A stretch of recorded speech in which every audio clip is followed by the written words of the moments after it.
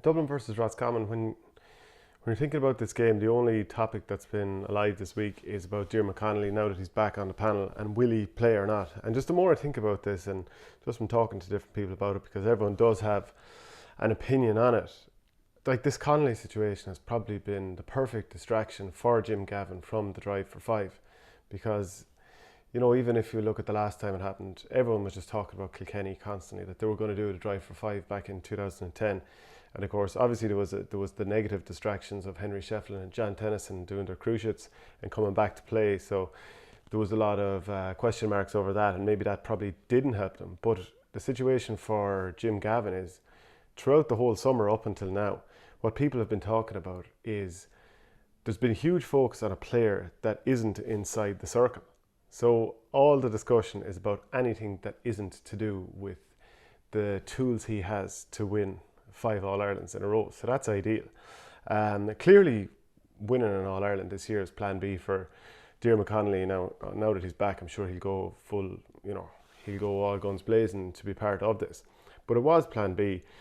He had played a bit of club this year, and just talking to one or two guys who would have played in those games, they said, like the flashes of class were obviously there from a guy who hasn't started an inter-county championship game for over 2 years since that Carlow game when he got the big suspension. But, he wasn't exactly tearing it up even when he was playing with the club this year. Seemed a bit distracted, probably, getting involved with players. Nothing over the top happening, but just not probably playing to his normal level that we know he is capable of. And by the way, if he hits 100%, he pretty much is very, very hard to tie down. We all remember the All-Ireland final 2 years ago against Mayo, came on a half-time and changed the game. But it has been an ideal distraction. Even this past week, again, Dublin preparing for another Super 8 game, this time against Roscommon. All the talk is of a player who's just coming back into the panel. Now, the flip side is, will it disrupt a couple of guys who were in there training since, the tail end of last year, the start of this year, if Connolly gets some game time?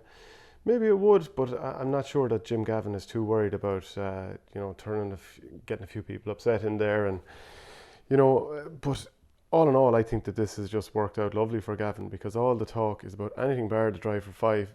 And unless, Connolly comes in and gets red carded and costs you a game, which you never know. I mean, that could happen with any player, but unless that happens, I think this has just worked out perfectly for him. There's a good chance he won't play any minutes whatsoever.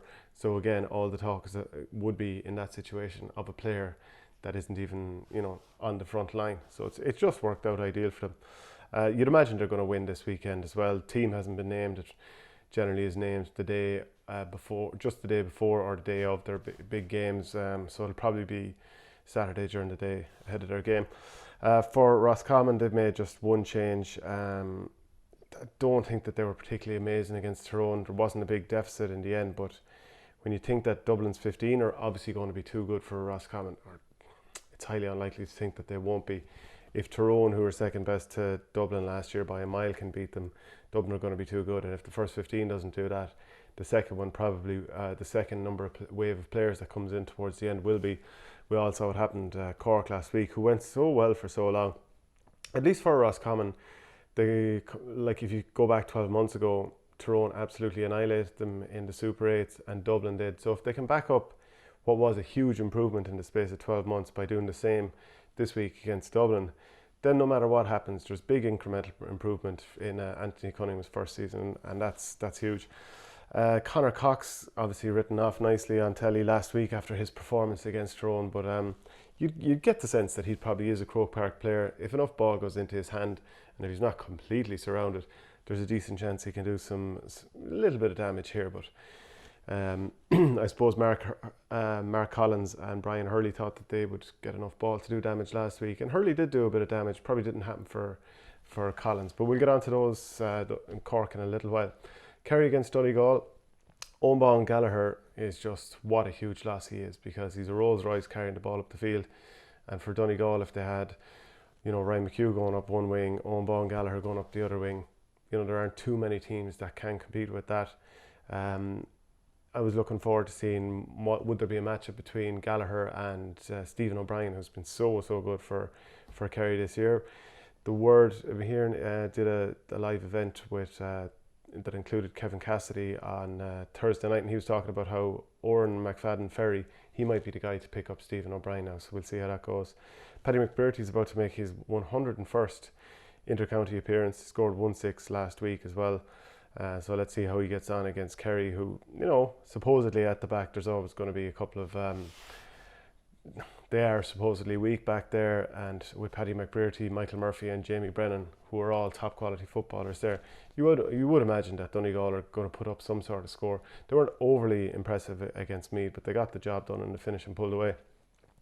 Jack Sherwood starts in midfield in place of Shane Enright, while James O'Donoghue misses out, and Graham O'Sullivan, he moves into the forward line as well.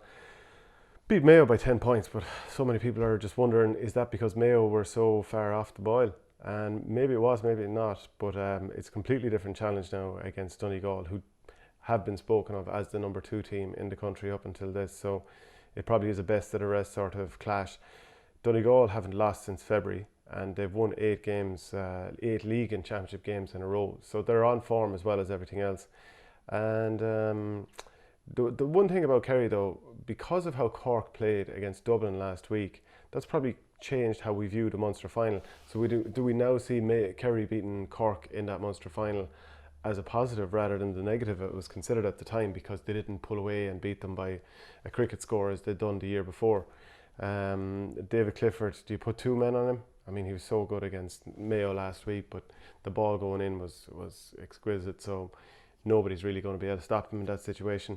So he's hardly going to be one-on-one all that often against this Donegal defence, who are, of course, more attack-minded than they would have been in the past, but he can't really be left on his, certainly just one-on-one. David Moran, incredible last week, so can he keep his form up? If he does, he'll be in the Footballer of the Year conversation quickly, and of course, it's highly likely that you're going to have to win the All-Ireland to get Footballer of the Year, but he'll put himself in the shake-up anyway. Quite a hard game to call. I really don't know. Like the Owen Baugh and Gallagher one, that's a huge blow, and I'd probably just about go with Kerry because of that, because of how the Cork performance against Dublin kind of made us reframe how that Munster final performance was viewed.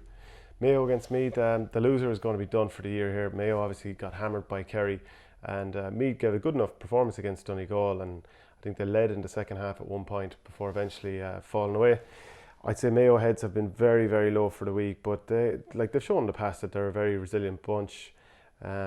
Is playing against Meath probably the best possible tonic that they could have this week in terms of a team that they would expect to get over, but then again, we know that this team tends to make hard work of whoever they're playing against. So if they're against a low enough team, they seem to go to their level. If they're up against a Dublin, they seem to go to their level. So it's probably just not going to be it's not going to be a case of a simple game for them. Owen O'Donoghue comes into the team, Seamus O'Shea and Kieran Tracy, Chris Barrett, Kevin McLaughlin and James Carr, they lose out. Always liked Owen O'Donoghue. He's had his injury problems, got a bit of pace about him, so it'd be good to see if he hit top form again, because he's a good asset. Seamus O'Shea, if he could get back to his form of maybe 2014 or something like that, it could be very important. And Kieran Tracy as well had a decent lead. Paddy Durkin is still out as well, so that's a big blow for sure. Tyrone against Cork, I saw an article from Kevin O'Brien in the 42 talking about Mickey Hart losing an All-Ireland minor title to Cork in 1972, and then of course he was overage next year when they did actually win the minor All-Ireland. He had to wait till 1998 to win it as manager with his son Brian on the team. It's an article worth looking up. Looking at Cork, they were hammered in the final 10 minutes against Dublin, as so many teams tend to be. But the fact that they kept with Cork or Dublin for 60-65 minutes as well, that surely tells them, along with the Munster final showing, that they can compete with the best teams in the country. Why were they down for so long? That's the strange one. It's hard to understand. There's so many good footballers in the county. I did a piece with Brian Hurley during the week on the AIBGA website, and he was talking about the improved mood, that things have been so serious for so long that you go into the dressing room and everything is so serious. But they've started introducing a bit of music to the dressing room. The crack is flowing, and there's a couple of ridiculous songs that everyone enjoys being played, like She's a Belter. Look that one up. It's kind of a hilarious song. He just said even the management are in on the music and having a bit of crack, and that is the environment now. And to be honest, I think that's true in sport, that if you're going in there serious head on you all the time, the joy is sucked out of it, so what's the point? So definitely that's an important thing to have in there. An important thing to also have in there is Sean Powter, because he's back on the bench. He's a class player. Paul Kerrigan drops down to the bench as well, although he was named on the bench last week and did start. But if the two of them are coming off the bench, that's a lot of pace, a lot of lads who can score and lads who can take on and beat men, and that's a huge thing to have. Owen McSweeney, he's back on the bench as well. Cillian O'Hanlon missed the Dublin game. He went off in the Laois game in Thurles with a concussion, so he missed that game and he's back. And another player that I'd note there is Luke Connolly. He really returned to form against Dublin. I thought he was poor against Laois, very, very good against Dublin, and did it on the big stage as well, which can't be ignored. And the faith was shown in him by manager Ronan McCarthy. So very interesting to see this game. I think most people are just going to suggest that Tyrone will pull through, and maybe they will. Maybe they'll suck Tyrone into their blanket, or Cork into their blanket. Cork have all the runners. Tyrone are a complete opposite team. They like to suck you in. So it is a real clash of styles, and styles make fights, as they say in boxing all the time. I just want to do a quick power rankings in hurling. I haven't really done one this year at all. But of the teams left, I think it has to be Limerick number one. I mean, just their power all over the field, the way they use the ball, their puck out options in attack, the way they work the ball out from the back and always pick the best ball into the forward line. They've got a really mobile inside line. Like, everyone knows how classy Aaron Gillan is with the ball in his hand, but he's got these dancing, jinking feet as well. So good. He's so selfless to the way he set up that goal for Peter Casey in the Munster final, knocking it across when he probably could have tapped it over the bar himself. They're a team that plays for each other, always looking for the man in the best position. And I thought during the Munster series, the round robin group games, that maybe John Kiley was playing with fire when he was dropping players like Diarmuid Burns, like Dan Morrissey, and giving guys, game time. I thought, well, if this goes wrong, then all of a sudden you've dropped and upset a couple of players. Darragh O'Donovan was another guy who got dropped and probably still is on the bench at this stage because Will O'Donoghue has done so well. I thought he might have been playing with fire, and ultimately a couple of the guys brought in mightn't play so well, and then he's annoyed the guys that he trusts, that did so well for him last year, try and bring them back in, and maybe the mood will be spoiled. But he seems to have judged it just perfectly. Of course, they have to be ahead of Tipperary in the pecking order because of how they smashed Tip in the Munster final in the game that mattered. Obviously, the round 4 group game, that was not the one that was there to be targeted, even though Tip put out their strongest team. And of course, a couple of injuries really killed them for the Munster final as well. I think at the moment, the toughest one to pick is number 2. I think Tipperary, the way they're playing at the moment, they probably they have the quality to beat both Kilkenny and Wexford, but their confidence looks in their boots at the moment. I'm not sure they're getting the most out of the team. I'm not sure they're using the ball intelligently enough. The way the puck outs just fell apart against Limerick, 6 of 31 in that. Never thought about how will we work the ball out the field if Bubbles, Ford and Callanan can't win 50-50 puck outs against Declan Hannon, Dan Morrissey and Diarmuid Burns, which any half forward line is going to struggle with. So I think Tip need a period of reflection in the meantime, because again against Laois didn't seem to have thought about how can we maximise the puck out situation. John Lennon was always going to play as a sweeper for Laois, which meant there would be a 6-on-5 type scenario situation for puck outs, and Tip didn't think how can we maximise this. Didn't think about, okay, it's not suiting, James Barry's been given the ball and not been tackled at all. Right, that isn't working out great for Tipperary. The ball probably, we're not making the most of that. So after 20 minutes, why don't we bring in a comfortable hurler, someone who's really comfortable on the ball, that will punish it, and score 3 or 4 points, and move Brendan Maher as the out and out full back, because he did so well in the Munster final as well. So that's why I'd quite worry about Tipperary. I think Tipperary probably have to be 3rd in this list at the moment. I think Wexford, Kilkenny are in 4th because they're up against the strongest team. I think Kilkenny could beat Tipperary as well. Tipperary don't like a team that suffocates them, so I think they won't like Kilkenny, and Kilkenny have had the Indian sign over them for so many years, barred a couple of finals when Tip didn't just beat Kilkenny, they smashed them 2010 and 2016. But Tip have lost to them so often that you couldn't trust Tip to beat them, especially how limp they looked against Laois and how, they were just knocked apart in the Munster final. And Kilkenny, the way they beat Cork as well. I mean, everyone fancied Cork to win that game. Everyone thought Cork are the only team that can beat Limerick. So you obviously have to put Wexford ahead of Kilkenny because they beat them in the Leinster final. They're the only unbeaten team left in the competition as well, which can't be ignored. And I think the way they can run the ball up the middle, that's definitely going to trouble Tipperary.